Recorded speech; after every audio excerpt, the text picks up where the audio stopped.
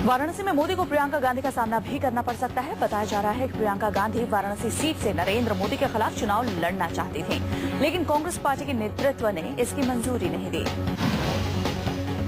सूत्रों की माने तो अब तक मां सोनिया और भाई राहुल की कैंपेनिंग की जिम्मेदारी संभालने तक ही सीमित रही प्रियंका इस बार खुद वाराणसी से चुनावी मैदान में उतरने को तैयार थी। प्रियंका के वाराणसी से खड़े होने से जहां मोदी के लिए मुकाबला मुश्किल हो जाता, वहीं कांग्रेस के माने तो अब तक मां सोनिया और भाई राहुल की कैंपेनिंग की जिम्मेदारी संभालने तक ही सीमित रही प्रियंका इस बार खुद वाराणसी से चुनावी मैदान में उतरने को तैयार थी।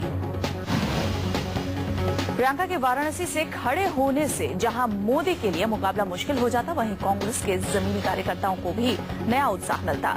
मोदी को वाराणसी में ज्यादा जोर लगाना पड़ता और उनके नेशनल कैंपेन पर फर्क पड़ता। कांग्रेस नेतृत्व ने प्रियंका को इसलिए चुनाव लड़ने की इजाजत नहीं दी क्योंकि प्रियंका को उतारकर पार्टी नरेंद्र मोदी को अधिक अहमियत का संदेश नहीं देना चाहती थी।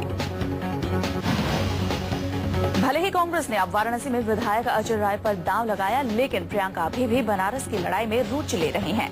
पिछले सोमवार को राहुल के निवास पर प्रियंका ने अजय राय से मुलाकात भी की थी। एक और किताब मनमोहन सिंह के लिए परेशानियां बढ़ा सकती है। पूर्व कोयला सचिव पीसी पारेख ने अपनी नई किताब में दावा किया है कि प्रधानमंत्री एक ऐसी सरकार की कमान संभाल रहे थे जिसमें उनके पास कुछ भी करने का अधिकार नहीं था। पारेख की किताब क्रूसेडर और conspirator Colgate and other truth आज जारी होने वाली है। किताब में कोयला घोटाले को लेकर प्रधानमंत्री की भूमिका पर भी सवाल उठाए गए हैं। पारेख के खिलाफ सीबीआई ने कोयला ब्लॉक आवंटन मामले में मामला दर्ज किया है। किताब में पारेख ने उस दिन की घटना को याद किया जब वो अपना इस्तीफा तत्कालीन कैबिनेट सचिव बीके चतुर्वेदी को सौंपने के बाद प्रधानमंत्री से मुलाकात करने गए थे। 68 वर्षीय पारेख ने अपनी पुस्तक में कहा है कि उन्होंने अपना इस्तीफा तब दिया था जब संसद की स्थायी समिति की बैठक के दौरान बीजेपी सांसद धर्मेंद्र प्रधान ने उनका अपमान किया था और सरकार की ओर से कोई प्रतिक्रिया नहीं हुई थी। पारेख ने अपनी किताब में कहा है कि प्रधानमंत्री ने गहरा क्षोभ व्यक्त किया और कहा कि उन्हें भी प्रतिदिन ऐसी समस्याओं का सामना करना पड़ता है, लेकिन ये देश हित में नहीं होगा कि वो हर ऐसे विषय पर इस्तीफे की पेशकश करें। पीएमओ ने पीएम के पूर्व मीडिया सलाहकार संजय बारू के तमाम दावे को खारिज किया। बारू ने पीएम पर उठाए थे सवाल। पीएमओ ने संजय बारू के इस बयान को निराधार और शरारतपूर्ण कहकर खारिज कर दिया कि कांग्रेस अध्यक्ष सोनिया गांधी पीएमओ की फाइलें देखा करती थी। संजय बारू के खिताब पर कांग्रेस का पलटवार। कांग्रेस नेता राशिद अल्वी ने कहा, चुनाव के समय क्यों जारी की किताब। मोदी के डुप्लीकेट विकास मानते ने मुंबई में शिवसेना उम्मीदवार गजानन कीर्तिकर के साथ रोड शो किया, मांगा समर्थन। बीजेपी में नए नए शामिल हुए जमशेद अशरफ का मोदी राग शुरू। कहा, मोदी के नाम पर मुसलमानों को डराया जा रहा है। बेनी प्रसाद वर्मा के मोदी पर फिर बेतुके बोल। कहा, कुछ लोगों की जगह सिर्फ चप्पल में होती है। बेनी प्रसाद वर्मा ने मोदी पर फिर साधा निशाना। कहा, राहुल गांधी के प्रधानमंत्री बनने के 6 महीने के भीतर मोदी भेजे जाएंगे जेल। पीलीभीत में कांग्रेस प्रत्याशी के प्रचार के लिए पहुंचे बेनी प्रसाद वर्मा ने चलाए शब्दों के बाण। हलफनामे में मोदी की पत्नी के जिक्र पर कहा, अभी कई और राज खुलने बाकी हैं।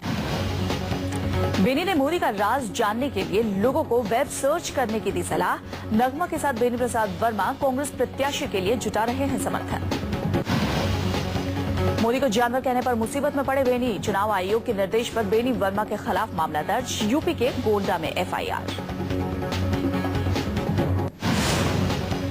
बीजेपी के पीएम कैंडिडेट नरेंद्र मोदी की आज 2 राज्यों में धुआंधार रैली। यूपी और राजस्थान में मोदी की ताबड़तोड़ रैली। नरेंद्र मोदी यूपी में आज 2 रैलियों को करेंगे संबोधित। लखीमपुर खीरी और शाहजहांपुर में मोदी पार्टी प्रत्याशियों के लिए मांगेंगे वोट।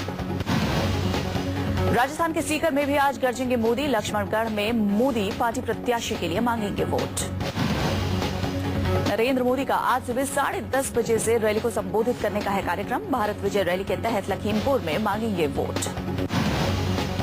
मोदी रविवार को चेन्नई में डीएमके और एआईएडीएमके पर जमकर बरसे। कहा, तमिलनाडु में एआईएडीएमके और डीएमके लोगों की कोई चिंता नहीं करते, राजनीतिक बदला चुकाने का सिर्फ रखती है ध्यान।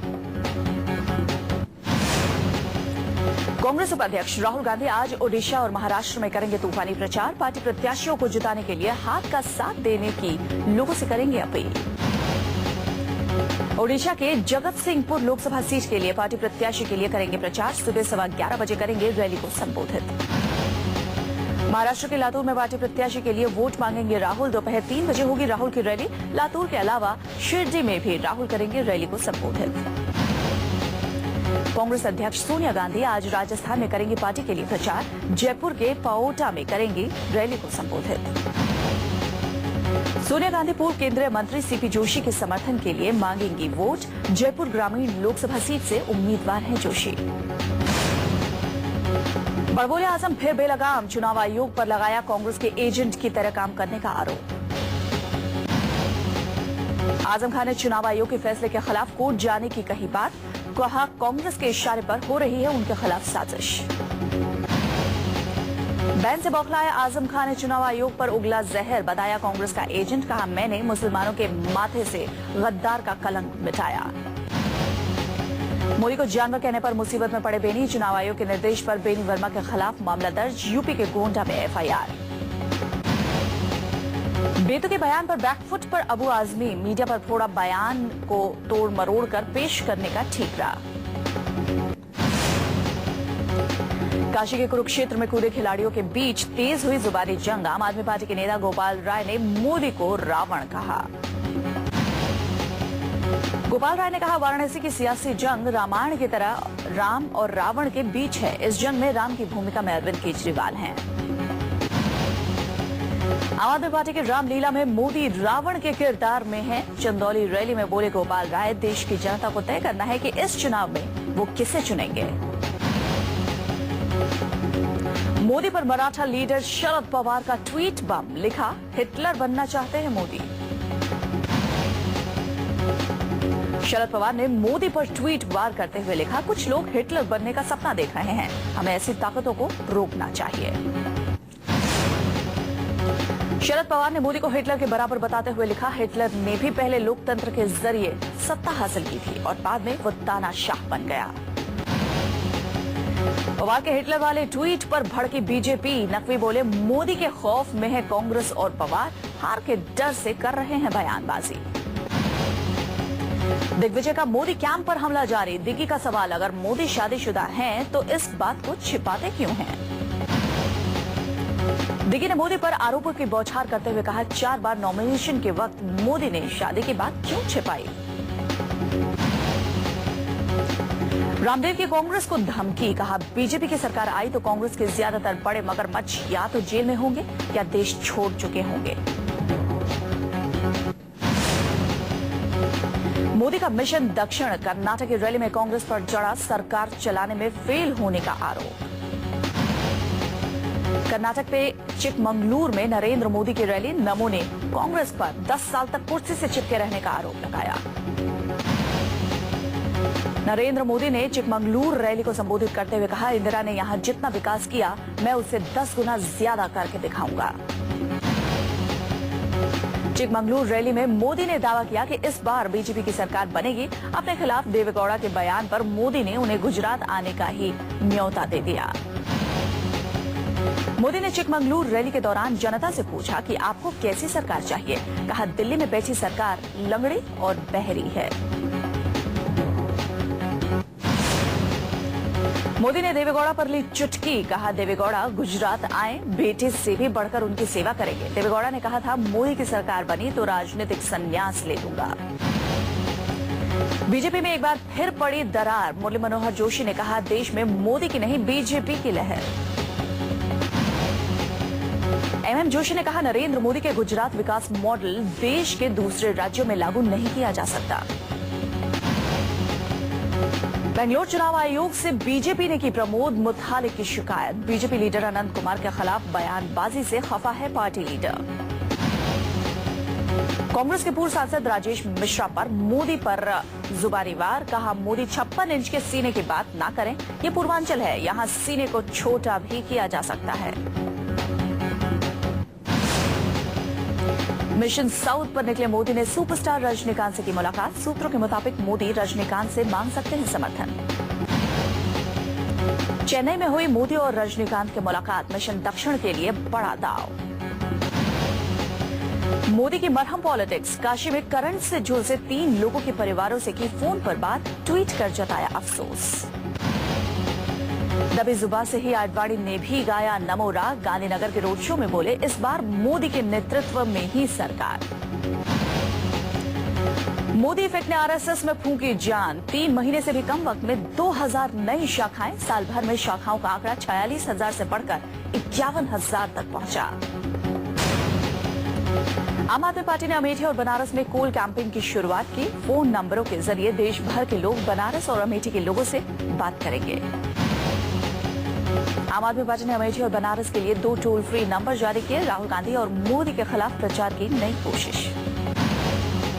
बीजेपी के साथ टीडीपी के हाथ मिलाने पर जगन का वार, कहा चंद्रबाबू नायडू को खुद पर यकीन नहीं। जगन का दावा, बीजेपी टीडीपी और कांग्रेस का दाव खाली जाएगा, सीमांध्र की सभी सीटों पर किया जीत का दावा, कांग्रेस से किसी भी कीमत पर हाथ मिलाने से किया इनकार। जगनमोहन रेड्डी ने हैदराबाद में अपनी पार्टी की मैनिफेस्टो किया जारी, वायदों की बरसात। जम्मू कश्मीर के पुलवामा जिले में national conference leader Yadav Masoodi के घर पर आतंकी हमले में 2 पुलिसकर्मी शहीद। नेशनल कॉन्फ्रेंस लीडर के घर पर आतंकी हमले के बाद सुरक्षा बलों की जवाबी कार्रवाई, पुलिस ने घेराबंदी कर 2 आतंकियों को मार गिराया। जम्मू पुलिस के मुताबिक लोकसभा चुनाव में दहशत फैलाने और माहौल खराब करने के मकसद से यहां आतंकी हमले हो रहे हैं। दिल्ली पुलिस की वर्दी पर लगा दाग, लाजपत नगर थाने में तैनात दारोगा पर एक महिला ने लगाया 6 साल तक रेप का इल्जाम, आरोपी गिरफ्तार। एक बार फिर यूपी की कानून व्यवस्था पर उठे सवाल, ग्रेटर नोएडा में मामूली कहासुनी पर इंजीनियर का मर्डर, गोली मारकर आरोपी फरार, पुलिस कर रही है जांच। डेरा सच्चा सौदा के गुरमीत सिंह राम रहीम ने दिल्ली के मस्तो मस्त रूहानी रूबरू नाइट की 100वीं नाइट को कोहिनूर डायमंड जुबली के तौर पर मनाया, 2 दिन के कार्यक्रम का आयोजन। वादिया कश्मीर में बसंत की आमद, घाटी में बड़े पैमाने पर आने वाले सैलानियों के इस्तकबाल की तैयारी शुरू। Ahmedabad Malabar gold and diamond के 122वें आउटलेट की शुरुआत, शोरूम के उद्घाटन के मौके पर अनिल कपूर भी थे मौजूद। असम में बिहू की तैयारी शुरू, बाजारों में छाई रौनक, खरीदारी के लिए उमड़ी स्थानीय लोगों की भीड़। शिमला में 2 दिन के फिल्म फेस्टिवल की शुरुआत, इस मौके पर 34 डॉक्यूमेंट्री, शॉर्ट और फीचर फिल्मों का प्रदर्शन होगा। माइक्रोसॉफ्ट बोर्ड को एक मुकदमे में $731 मिलियन यानी करीब 44 अरब 5 करोड़ रुपए का जुर्माना झेलना पड़ा है, ब्राउजर की गड़बड़ी बना वजह। माइक्रोसॉफ्ट ने इंटरनेट एक्सप्लोरर ब्राउजर की एक गड़बड़ी को हल्के में लिया था, इसके खिलाफ यह मुकदमा दायर किया गया। माइक्रोसॉफ्ट के एक शेयर होल्डर किम बैरोविक ने यह मुकदमा सिएटल के फेडरल कोर्ट में किया था, ब्राउजर की गड़बड़ी टेक्निकल एरर बताने पर बवाल। फ्रांसीसी कंपनी रेनो के एसयूवी डस्टर के लिए भारत दुनिया में 4था सबसे बड़ा बाजार बना, भारत में अब तक 85,974 डस्टर बिके। घर और लाइफस्टाइल उत्पादों का मेला होम एक्सपो इंडिया 15 अप्रैल से ग्रेटर नोएडा में शुरू होगा, ये एशिया में अपनी तरह का सबसे बड़ा बाजार है। बेंगलोर के जर्सी लॉन्च पर विराट ने ठोका जीत का दावा, कहा आईपीएल से खिलाड़ी होते हैं फ्रेश। आईपीएल सीजन 7 में दिल्ली डेयरडेविल्स भी दिखेगा नई जर्सी में, चोट की वजह से पीटरसन के खेलने पर सवाल। इंडियन सुपर लीग में सचिन गांगुली ने खरीदी टीम, अब आईपीएल की तरह फुटबॉल का भी मुकाबला। आईपीएल सीजन 7 मुकाबले के लिए टीम पहुंची यूएई, 16 को ओपनिंग की शानदार तैयारी। पीसीबी का बयान, बॉलर मोहम्मद आमिर घरेलू सीजन में जल्द भी लौटते हैं तो भी वो अगले साल ऑस्ट्रेलिया और न्यूजीलैंड में होने वाले वर्ल्ड कप में नहीं खेल पाएंगे। रोम में महंगाई और बेरोजगारी के खिलाफ सरकार विरोधी प्रदर्शनों में जबरदस्त तेजी आई है, बढ़ती महंगाई और बजट कटौती पर फूटा गुस्सा। रोम में पुलिस पर भीड़ का हमला।